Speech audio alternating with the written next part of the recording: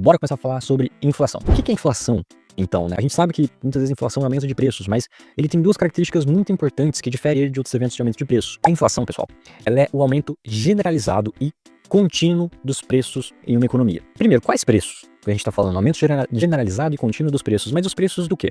De praticamente tudo. A gente sabe que os preços de praticamente tudo na economia, de praticamente todos os bens e serviços na economia, aumentam com o passar do tempo, tá? Então a gente está falando desde alimentos, o arroz, o feijão, a farinha, a batata, até preços de serviço de streaming, mensalidades de academia, mensalidades de escola, de faculdade, preços da gasolina, preços do Uber, tudo isso tende a aumentar com o tempo. Bom, mas vamos decompor um pouquinho mais a análise dessas duas características que eu coloquei aqui, o generalizado e o contínuo, beleza? O que significa dizer que os preços aumentam de maneira generalizada? Significa pensar assim, ó, a economia, ela é um sistema complexo. Vocês concordam comigo que a economia é um sistema complexo? Quando eu estou analisando uma economia, daqui a gente não precisa falar de preço ainda, né? Quando eu estou analisando, por exemplo, uma economia como um todo, eu produzo sobre a economia uma série de dados. Então eu tenho dados sobre a produção, eu tenho dados sobre o desemprego, eu tenho dados sobre a inflação, eu tenho dados sobre os juros, eu tenho uma infinidade de dados que uma economia pode produzir para mim. Digamos que eu queira analisar o dado de produção de uma economia. Eu quero analisar, então, o PIB, que é o dado mais famoso de produção. Assim como o PIB, eu não estou analisando a produção realizada por uma única empresa ou a produção realizada por uma única pessoa.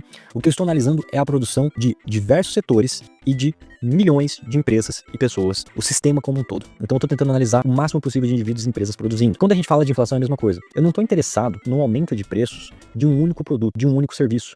Não me interessa saber somente que o preço da Netflix está mais caro. Isso não é inflação na minha análise. O que me interessa é saber como os preços como um todo da economia estão se comportando. Eu posso dividir em setores, eu posso dividir em vários níveis. O que me interessa é saber como os preços como um todo estão se comportando. Lógico que é muito difícil, seria muito complicado para mim medir todos os preços da economia, de todos os estabelecimentos, de todas as marcas. A gente vai ver depois que o IBGE tem uma técnica específica que eles utilizam, eles criam cestas para isso e tornam mais fácil a análise deles sobre os preços. Vocês concordam comigo que dentro de uma economia eu tenho N consumos distintos, então eu posso gastar o meu dinheiro ao longo do mês em uma série de coisas diferentes. Por isso que a gente nunca vai estar analisando um único item quando a gente fala sobre inflação.